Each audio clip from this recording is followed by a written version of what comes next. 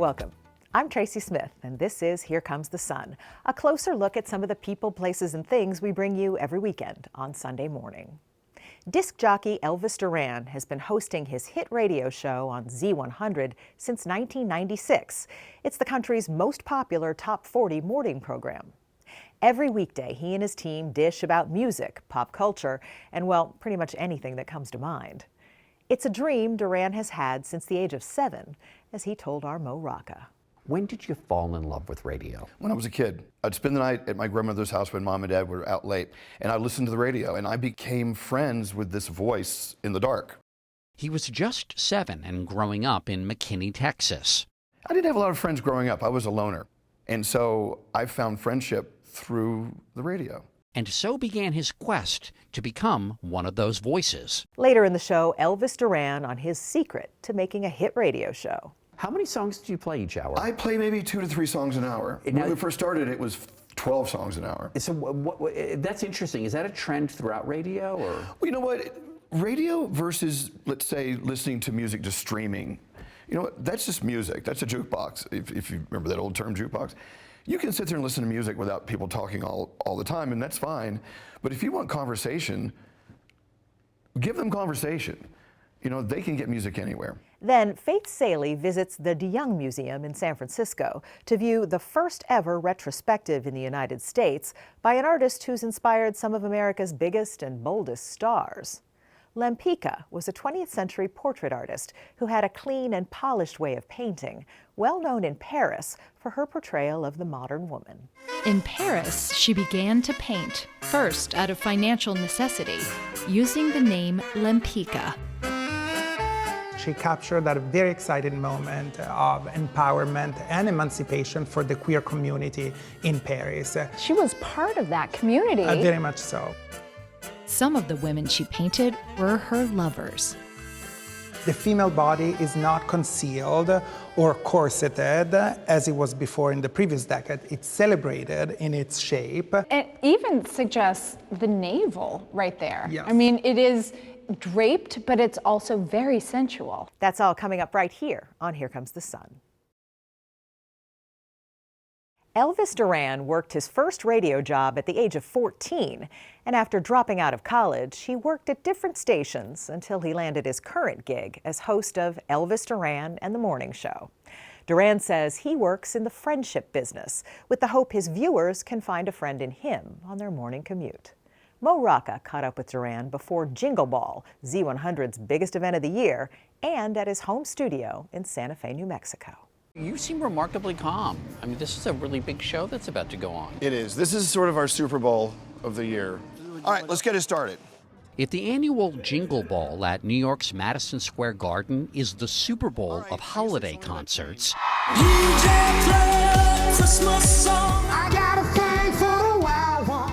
then Elvis Duran is in the head coach role. It's pretty hot out there. It's coming in hot. From introducing acts to mingling with pop princesses Sabrina Carpenter, everyone. and interviewing rock royalty. Cher, everyone. It's Cher. On this day, this Elvis is king. Good night. I'm not a camera guy. I'm a radio guy. Yeah, This yeah. is a different day for me. If you don't recognize his face, you may know his voice. Happy Tuesday. It's a busy day. Since 1996, the 60-year-old disc jockey has been host of Elvis Duran and the Morning Show, What is wrong with taking chances in life, you people? the country's most popular top 40 morning program. I can't believe it's been 30 years because it's been nothing but fun. Every day, millions of listeners across America wake up to Duran and his crew, dishing about music, I love this song. pop culture, Did she just wake up and go, Beyonce? pretty much whatever's on their minds. Are you really going to roll Mo out of the studio? And if it goes off the rails, so be it. You think I ejected Mo? I've been working with some of the same people for 25, 30 years. The energy with each other is what makes it work. I don't need to be the center of attention. Is Elvis Duran in the Morning With Show. 70 markets across the country listening, Duran's a rarity these days. A nationally known radio DJ. growing up, I remember big name radio DJs. Now it's kind of you and Ryan Seacrest. That's about it. What happened? Radio isn't what radio used to be. A lot of radio companies gave up on personalities. They just wanted to play music. It's cheaper. That's not good for our business. So I've done everything I can to keep personality on a radio show in the mornings. Whenever I've come into a room with you, I've walked out feeling better than I did coming in. Not only does this show remind me of home, it reminds me of my beginnings. And it's Duran's personality that over the years has won him loyal fans, including some of the biggest names in pop music. Lady Gaga grew up dreaming of hearing her song on our show. And when she walked into the room, she was sort of nervous. And I was thinking, well, shouldn't it be the opposite way? It's Lady Gaga. Whenever she talks, I feel 16. Well, tell everyone why you're saying that. Because I used to listen to you guys all the time. But it's everyday listeners with whom Duran feels a special bond. We are in the friendship business. I think about you when you hop in your car in the morning. You're either leaving a house that may be full of turmoil or going to a job with a boss you don't like. But I have you for 20, 30 minutes, and I can be your friend. When did you fall in love with radio? When I was a kid. I'd spend the night at my grandmother's house when Mom and Dad were out late, and I'd listen to the radio, and I became friends with this voice in the dark. He was just 7 and growing up in McKinney, Texas. I didn't have a lot of friends growing up. I was a loner. And so I found friendship through the radio. And so began his quest to become one of those voices. I built my own little transmitter. And what was your studio? Where was it It was located? in my closet in my bedroom. And my only listener was the lady next door. Duran's first real radio job came at age 14. It's Elvis Duran at Power 104. It's time to After dropping out of college, he spent a decade bouncing between markets across the country. Back in the old days in radio, you never unpacked. You never took dishes out of boxes because you're always moving. But you know what? I've been very lucky. I've been at Z100 since 1989, so I'm doing okay. While his show is based in the Big Apple, Elvis Duran's heart belongs in New Mexico. As a kid, he visited the Land of Enchantment frequently. There's so much to look at. I mean, with all these galleries. In Santa Fe, he's learned the art Look around. of appreciating art. So much of your life, certainly your professional life, has been about what you hear. Right. This is about what you see. But can't you hear this as well? It talks to you. Life out here is kind of quiet. The polar opposite of New York City is Santa Fe, New Mexico. Do you need that? Of course I need that. Santa Fe it's a magical place. And I think in some ways this city has kind of saved my life a little bit. It's good to be in a situation where you're forced to relax. Duran and his husband Alex Carr share a home here, not far from where they were married in 2019. But decades before they even met and started dating, they spoke by phone. Where else? On the radio. I had him on as a contest winner once, but you won something. Jingle Ball tickets. Jingle Ball tickets. That was in 1998. How old were you? 18. Oh, God. Every morning at 2:30 a.m. Santa Fe time, I slither up this staircase. He often hosts his show from here. Thanks to a home studio, his commute is short. Is the Elvis in New Mexico a different Elvis than the Elvis in the New York studio?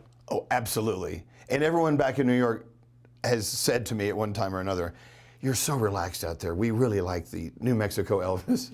Elvis Duran can't say how long he'll keep broadcasting. I appreciate it. To be able to do this long with this family, it's a miracle. It really is. But he isn't ready to mute his microphone just yet. He's still got a lot of friends to keep company. Thanks for listening to Z100. How much of this goes back to the 7-year-old you listening to that voice? All of it. You know, I'm not lonely anymore. I never, ever want to go back to being a lonely person ever again. And I don't want anyone listening to our show to be lonely. That's the legacy we're all trying to leave. I don't want them to remember my name. I just want them to remember how we made them feel every day. That's it. That's it. Up next, an exclusive excerpt from Mo Rocca's chat with Elvis Duran, something you can only see right here on Here Comes the Sun. Stay with us. As promised, here's more from Mo Rocca's interview with Elvis Duran. So, for some of your listeners, maybe many, this will be the first time they're seeing you. Sorry about what you see. I mean, I think it's right. You've done television before. You've done plenty of television. Yeah, but when I started in radio, no one knew what we looked like. I mean, this is back when the internet was starting off. And people would recognize my voice sometimes. And I just, no, I have no idea no, you don't know me. Are you kidding? Like out at a restaurant or in a store? Yeah, or at a store. And then when we were online, everyone saw us. And you don't look like you. And what do I look like? To have a hit morning show for almost 30 years in the biggest market in the country, that doesn't happen just by chance. Well, it wasn't a hit morning show in the beginning. We were hemorrhaging listeners left and right. I didn't know how to do mornings. And then they decided to bring in a consultant. And you know, when a consultant comes in, you gotta win or you're done. And so they brought in this incredible guy, Dennis Clark, who's now my best friend, and he taught us how to do morning radio. Where was the first job? McKinney, Texas, a suburb of Dallas, 30 minutes out. All the Dallas radio stations would beam into McKinney, but no one listened to the McKinney station beaming out. It was low power. It was in the middle of a cow field. Cattle were walking around the studio. It was like this little shack. And what a great place to start. You can make all the mistakes in the world. No one heard it. Yeah, the cows aren't going to complain. The next door neighbor lady didn't even listen to that thing. I mean, I was by myself. I went on the air one day and said, be caller 5 and I'll give you $50. Not one phone rang. How many songs do you play each hour? I play maybe 2 to 3 songs an hour. When we first started, it was 12 songs an hour. So that's interesting. Is that a trend throughout radio? Or? Well, you know what? Radio versus, let's say, listening to music just streaming. You know what? That's just music. That's a jukebox, if you remember that old term, jukebox.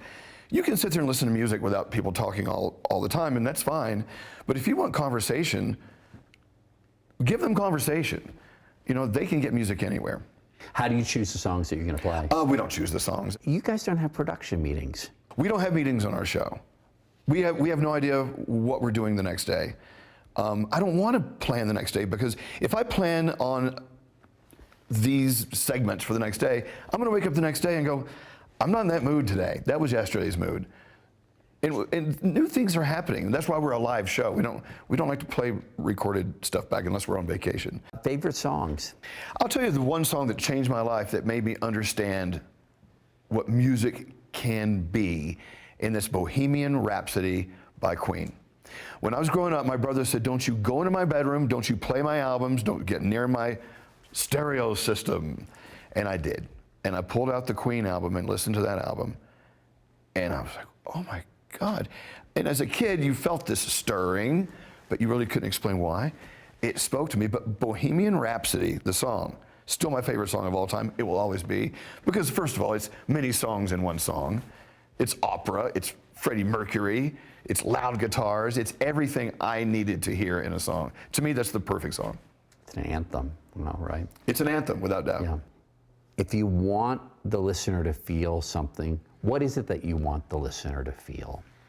Gosh, I want the listener to feel a whole spectrum of emotions. I mean, we talk about things that are very sad, and then we'll follow up with something kind of goofy, and for some reason they work together on our show anyway. What do I want our audience to feel? What do I want my listener to feel? I just want them to feel. I don't want to just go on and give the time and the weather, and here's your traffic. You know, I want people to feel. Because, you know, we live in this world where we're afraid to feel things, or at least show that we feel emotion, because we're afraid someone's going to make fun of us or not understand it. With our show, you feel safe to feel whatever you want to feel. Up next, a prolific Art Deco artist you've probably never heard of. Welcome back. 20th century artist Tamara de Lempicka was well known in Paris for her portraits of women. Her work continues to sell for millions, with stars like Barbra Streisand and Madonna purchasing it. Faith Salie sat down with the curator of the exhibit and Lempicka's great-granddaughter to learn more about the artist's creations and spirited life.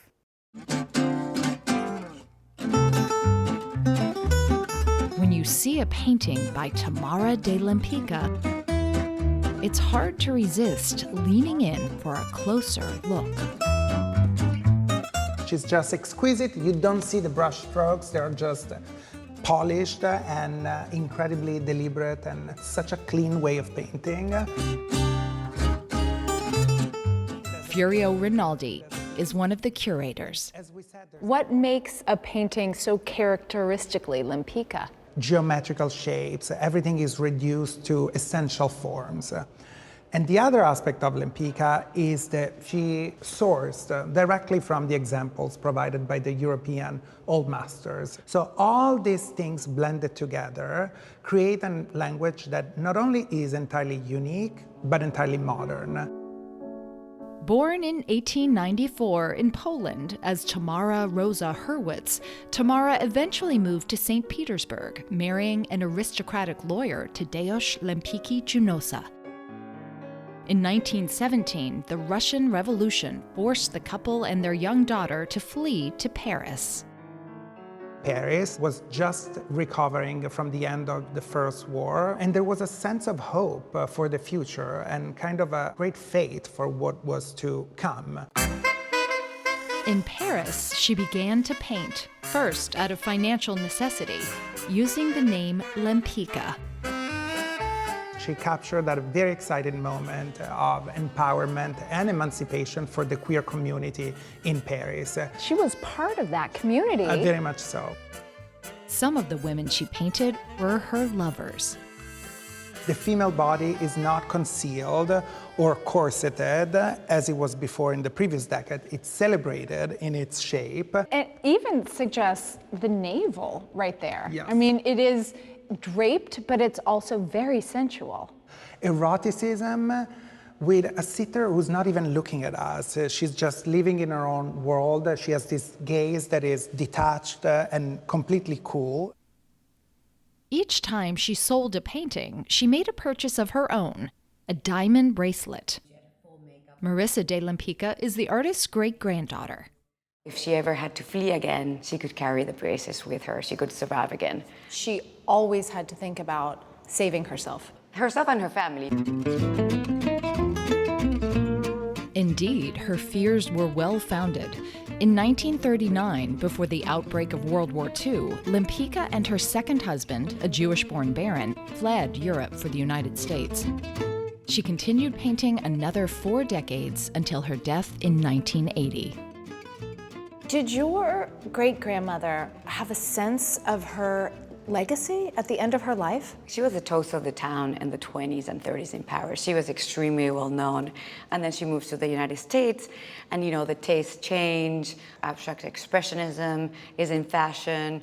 So she kind of falls out of favor. Why do you think we haven't known her name and her story? I think the fact she's a woman artist, I mean, again, how many women artists can we name?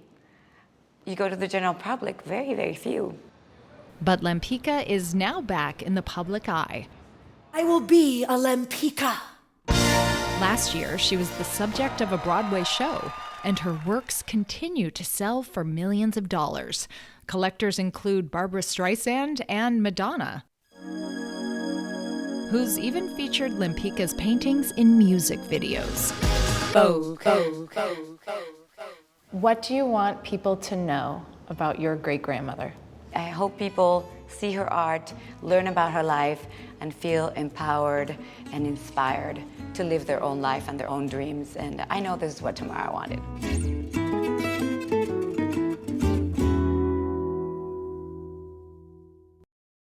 I'm Tracy Smith. Thanks for joining us. We'll see you here next time on Here Comes the Sun.